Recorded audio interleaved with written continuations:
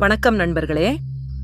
இன்று நாம் முருகப்பெருமானின் வாழ்க்கையில் நடந்த முக்கியமான நிகழ்வுகளைப் பற்றி பார்க்கப் போகிறோம். முருகன் சிவபெருமானின் மகன். அவர் 6 முகங்களுடன் பிறந்தார். அதனால்தான் அவரை ஆறுமுகன் என்று அழைக்கிறோம்.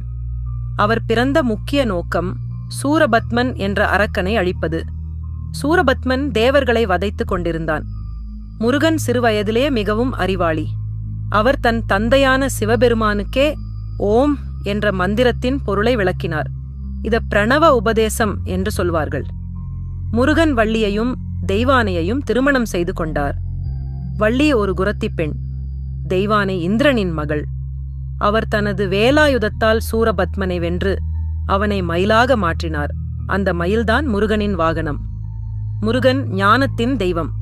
அவர் இளைஞர்களுக்கு வழிகாட்டியாக விளங்குகிறார். இந்த தகவல் பயனுள்ளதாக இருந்தால் லைக் செய்யுங்கள்.